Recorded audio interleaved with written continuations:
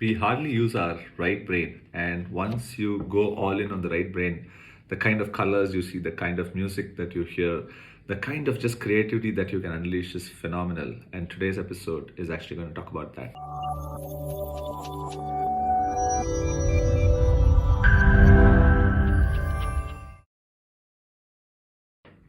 Welcome to episode 11 of the One Life Theory podcast. My name is Rajiv. Today we're going to talk about the fourth aspect of the four aspects and what I call senses. And senses itself has three more sub aspects, and I'll come to that. At a very fundamental level, this is to do with your right brain. And we all in India specifically are told how to be strong in maths, how to be strong in science when we are in school. And there's just very little done, at least, when we were kids, very little done to improve the creativity or the right brain aspects of kids. Thankfully, today, I think the situation has changed far better. But I have actually been able to see for very short times, don't ask me how, the power of the right brain and when the two brains actually connect. And it is just phenomenal, the capacity of our right brain when that happens. And I think we all can be far, far more creative. So today, for most of this conversation, it's going to be a lot about what the right brain can do. And not just that, it's also probably the one aspect of life that all of us by default get pretty easily, and that's the senses and to use the different senses. So let me get started with the first of the three senses. The first of the three senses is what I call lifestyle, and it's sort of an agglomeration of a lot of things. But it is to say that you actually should be living in an environment which is cozy. You should be in a house that is pretty nice. You should have the possessions that you want. You can be materialistic, you can be minimalistic, but whatever your choice is, you can have the possessions that you need to live a good life. And it's also about exploring different activities that are local, exploring food, the variety of taste, which is sort of sensory, what you perceive around and what you can taste, right? And if you can have that as a good environment, I think that's a great start to using your senses really well.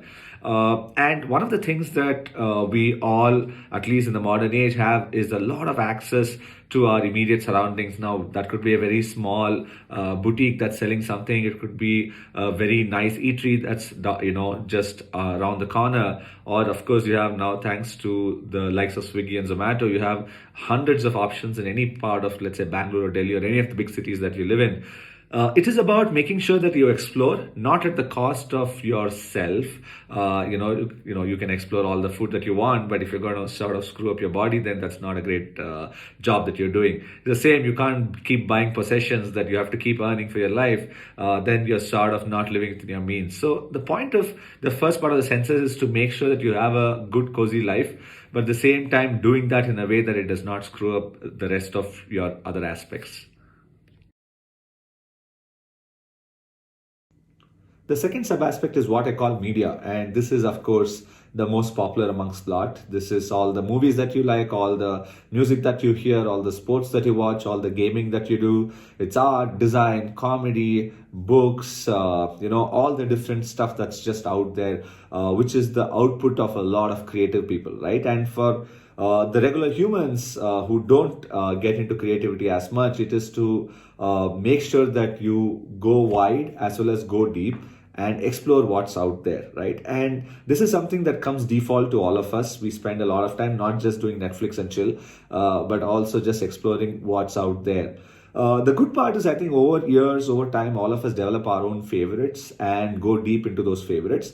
But the not so good part is, I think, we get stuck into those, specific genres of music or specific kinds of cinema, and we don't really go wide enough, right? And there are opportunities that, if you go wide enough, I think it's fantastic what you can explore. And for me personally, for example, till I would say maybe well into my mid 30s, I hardly ever listen to any kinds of music other than maybe very strong Tamil film music and some Hindi film music, though I didn't understand Hindi as much, and very little of English music. Over the last, I would say, just 3-4 years, I've expanded on the more popular kind of English music, not still the very esoteric music, but I know what's the variety of music there, and suddenly, I'm into country music and a bunch of other kinds of music.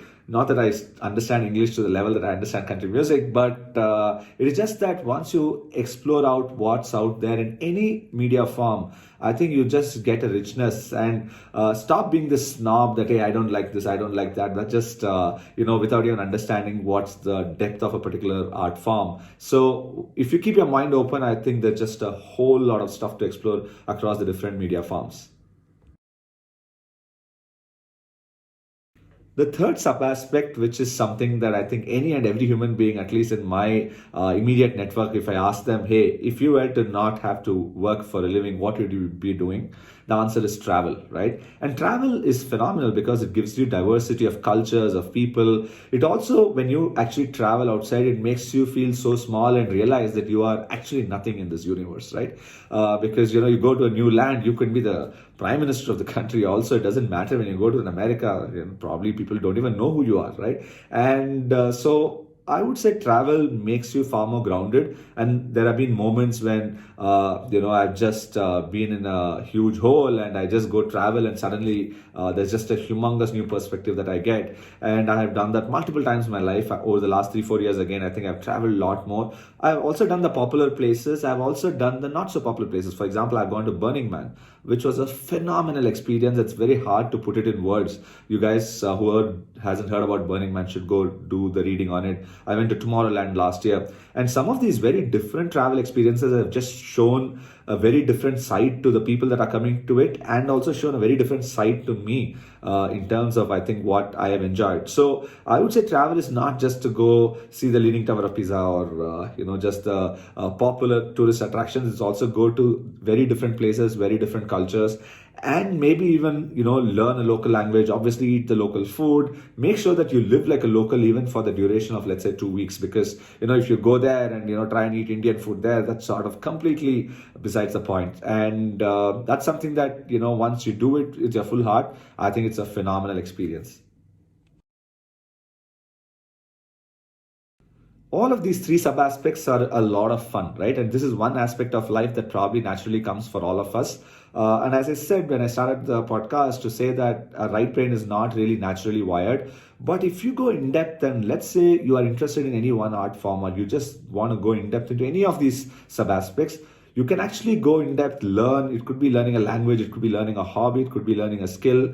And the more you do that, one, I think just both the parts of the brain are equally engaged and just makes you a better individual. And two, you can actually get to a point where you can actually maybe get to that level of an expertise. Of course, it comes with a lot of time and effort, that also, but it can actually become the service angle of what you do in life. Then you're sort of merging senses and service, which is what all the creative people do, right? I mean, they create music for a living, and they also hear music for a living. And obviously, that requires a very different kind of a skill set and experience and practice. But if you're able to do that, then I think you can do a phenomenal job. And one of the other things that you should also realize is over the next decade, as more and more jobs and more left brain work gets automated, this is probably going to be literally the last paradigm in terms of just automation, right? So you're in the creative field, you have a lower chance of getting automated so soon.